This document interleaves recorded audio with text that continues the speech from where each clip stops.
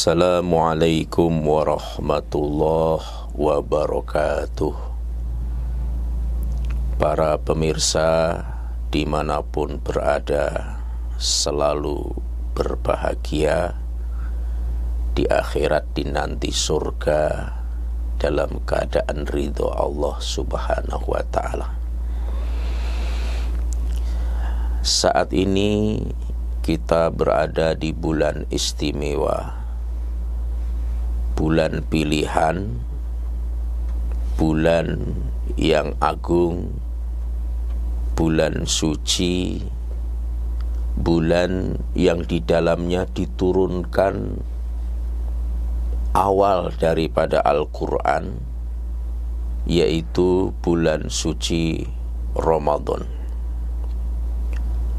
Bulan suci Ramadan bagi orang-orang beriman itu sangat istimewa. Di samping dia awal diturunkannya Al-Quran, yaitu bulan suci Ramadan, bulan suci Ramadan juga ditetapkan sebagai waktu untuk melaksanakan salah satu rukun Islam, yaitu berpuasa. Harus di bulan suci Ramadan. Makanya Rasulullah itu di luar Ramadan, puasa yang paling banyak dilakukan itu di bulan Sya'ban. Tapi itu tidak satu bulan penuh, apalagi di bulan-bulan yang lainnya. Dan beliau melaksanakan puasa sebulan penuh hanya di bulan suci Ramadan. Di bulan suci Ramadan kita berpuasa atas dasar iman, mengharap ridho pahala dari Allah, dan itu kesempatan kita mendapatkan pemutihan dari dosa-dosa yang kita lakukan di masa-masa lampau. Tentu dosa-dosa tersebut bisa dibersihkan dengan saum kita di bulan suci Ramadan ini. Bahkan di bulan suci Ramadan ada sahabat bertanya tentang sedekah. Ya Rasulullah, ayyus shadaqati afdol? Sedekah apakah yang paling afdol? Rasulullah Muhammad sallallahu alaihi wasallam menjawab, shadaqatun fi Ramadan, sedekah di bulan suci Ramadan. Hadis riwayat Tirmizi. Jadi Ramadan itu sedekah di dalamnya adalah seafdol-afdolnya sedekah, yaitu shadaqatun fi Ramadan, sedekah di bulan suci Ramadan. Sehingga para pemirsa, ketika kita datang ke masjid, sekecil apapun kita ringankan tangan kita, 1.000, 2.000 kita masukkan ke dalam celengan ketika lewat. Kita persiapkan dari rumah, bukan ketika ada celengan pura-pura tidur, terus akhirnya begitu sudah lewat terbangun kita. Padahal kita untuk menghindarinya, dan kita siapkan sedekah itu dari rumah. Dan tidak mengapa ketika kita bersedekah diniatkan atas nama pahalanya untuk orang tua kita, ayah atau ibu kita yang telah meninggal dunia. Dan di bulan suci Ramadan kita dianjurkan malamnya diisi dengan memperbanyak ibadah. Man qama Ramadana imanan wahtisaban ghufira lahu ma taqaddamat min dzambih. Barang siapa beribadah, menghidupkan bulan Ramadan dengan ibadah-ibadah sunnah, maka itu dilakukan atas dasar iman. Allah pun juga hampir mirip-mirip dengan puasa, bahkan mirip, yaitu dihapuskan dosa-dosa yang telah lalu. Maka jika kotoran itu dibersihkan 1 kali bersih, dibersihkan lagi 2 kali, bertambah bersih lagi. Maka dari itu jangan disia-siakan. Apalagi yang telah kita sampaikan, amalan sunnatnya berpahala fardu, yang fardu dilipat gandakan, sab'ina faridatan fima siwah, 70 fardu. Dan itu hanya ada di bulan Ramadan, tidak ada di bulan-bulan yang lainnya. Para pemirsa dimanapun berada, puasa yang kita lakukan ini 1 harinya, hadis riwayat Bukhari Muslim menyampaikan kepada kita, ma min abdi yasumu yauman fi sabilillah illa ba'adallahu bidzalikal yaum wajhahu anin nar sab'ina kharifa. Tiada seorang berpuasa sehari karena Allah.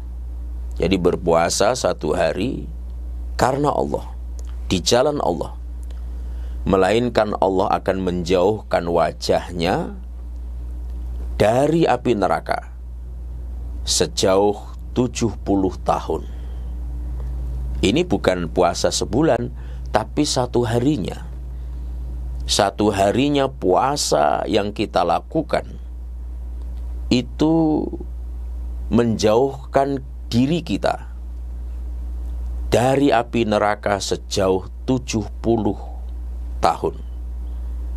Jika sebulan, di bulan Ramadan 30 hari, maka 70 tahun ini dikalikan 30 hari, dijauhkan dari neraka. Dan ketika orang dijauhkan dari neraka, faman zuhziha anin nar, tentu wa udkhilal jannah, dimasukkan ke dalam surga. Satu hari puasa kita di jalan Allah karena Allah, maka menjauhkan diri kita sejauh 70 tahun diri kita dari api neraka. Di samping itu, di akhirat, di surga itu banyak pintu. Dari sekian pintu-pintu yang ada di surga, ada satu pintu yang diberi nama dengan Ar-Rayyan. Pintu Ar-Rayyan ini tidak semua orang bisa memasukinya. Orang yang bisa melewati pintu itu adalah orang-orang yang melaksanakan ibadah puasa ketika masih hidup di dunia ini. Ketika kita masuk ke dalam surga, pertama yang kita jumpai adalah pintu Ar-Rayyan misalnya. Ketika orang itu bukan ahli puasa, meskipun dia punya tiket masuk surga, harus lewat pintu lain. Karena pintu ini hanya untuk orang yang berpuasa. Nah, orang-orang yang berpuasa silakan masuk ke dalam surga lewat pintu itu.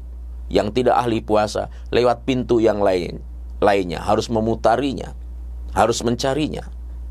Tetapi ketika orang yang ahli puasa, ahlus syam, ketika dia telah menjumpai pintu Ar-Rayyan dan dia diizinkan masuk surga lewat pintu itu, dan memang pintu itu dikhususkan untuk orang-orang yang berpuasa. Dengan puasa di bulan suci Ramadan ini, itu terkendalinya hawa nafsu kita. Sehingga sangat populer di bulan suci Ramadan ini ada sebuah hadis, idza jaa Ramadana futihat abwabul jannah wa ghulliqat abwabun nar wa suffidatis syayatin. Jika tiba bulan suci Ramadan, maka dibuka pintu-pintu surga, ditutup pintu-pintu neraka, dan dibelenggu semua setan. Kalau hadis ini dipahami tekstual, maka ketika datang bulan Ramadan ini, pintu surganya terbuka, nerakanya tertutup, tidak ada setan. Kenapa tidak ada setan? Karena setannya diikat. Ini kalau dipahami tekstual apa adanya. Ada ulama yang tidak memahami secara tekstual, tapi ada yang memahaminya secara maknawi. Yang dimaksud pintu-pintu surga terbuka dimaknai sebagai pintu-pintu kebahagiaan itu terbuka. Pintu-pintu neraka ditutup, kecemasan, ketakutan, kekhawatiran itu hilang. Setan tidak diikat, bermakna setan sulit bergerak. Kenapa sulit bergerak? Karena jalan bypassnya, jalan yang selama ini digunakan untuk mengacak-ngacak, memporak-porandakan kehidupan manusia, ditutup rapat. Apa itu jalannya? Yang pertama jalan atas, yang kedua adalah jalan bawah. Itulah yang disabdakan oleh baginda Rasul Muhammad sallallahu alaihi wasallam, "Mayyat mannali ma baina lihyaihi wa ma baina rijlaihi atmallahul jannah." Barang siapa bisa menjamin kepadaku, kata Nabi, Apa yang harus dijaminkan kepada Nabi? Dia bisa menjaga yang pertama sesuatu yang terletak di antara dua kumisnya, kumis dan janggutnya. Yang kedua, dia bisa menjamin sesuatu yang terletak di antara dua pahanya. Atmallahul jannah, maka aku jamin dia masuk surga. Jadi ternyata kalau kita bisa menjaminkan kepada Nabi, bisa menjaga sesuatu yang terletak di antara kumis dan janggut, dimaknai lidah, dimaknai mulut, juga ada yang memaknai keserakahan, ketamakan. Lalu dia bisa menjaga sesuatu yang terletak di antara dua paha, yang dimaksud adalah faraj, kemaluan atau syahwat. Maka Nabi menjamin atmallahul jannah. Dan di bulan Ramadan, dua pintu ini tertutup, sehingga setan kesulitan. Itu ada yang memaknai seperti itu, sehingga setan itu terikat. Di bulan Ramadan kita nggak makan, nggak minum. Untuk kata-kata saja kita harus jaga. Kita banyak membaca Quran, bertasbih, berwirid, berzikir. Itu jalan yang digunakan oleh setan. Begitu juga istri kita yang halal, tetapi di siang hari kita harus menghindarinya. Kita bisa menjaganya. Maka dijamin, Nabi berani menjamin orang itu masuk surga di akhirat kelak. Menjaminkan sesuatu yang terletak di antara dua rahangnya, mulutnya, yang kedua di antara dua pahanya. Kalau Karl Marx, seorang tokoh yang menjadi agen ajarannya itu, meskipun beliau keturunan Yahudi yang mendukung, membackup ajaran komunis itu Karl Marx, seluruh kehidupan di dunia ini latar belakangnya adalah faktor mulut, makan, keserakahan. Semua keributan latar belakangnya itu. Berbeda dengan Sigmund Freud. Oh tidak, libido, seks atau syahwat. Padahal 750 tahun sebelum Karl Marx lahir, Sigmund Freud lahir, Hujatul Imam Al-Ghazali sudah mengutip hadis ini. Siapa bisa menjamin kepadaku dua hal ini, mulut dan farajnya, atmallahul jannah, dijamin masuk surga. Jadi apa yang ditemukan Karl Marx itu parsial, bukan ditemukan, karena sudah ada di zaman Rasulullah dua hal ini. Dan memang kehidupan dunia ini ribut. Kalau kita cek and recheck, ujung-ujungnya latar belakangnya adalah dua hal ini, mulut atau keserakahan. Semua orang yang masuk penjara, jika dijejer satu persatu kita tanya, orang yang pertama, kenapa Anda masuk penjara? Merampok, itu persoalan mulut. Yang kedua, kenapa Anda masuk penjara? Mencuri, itu persoalan mulut. Yang ketiga, kenapa Anda masuk penjara? Membunuh, kenapa bisa membunuh? Rebutan harta warisan, itu keserakahan, ketamakan.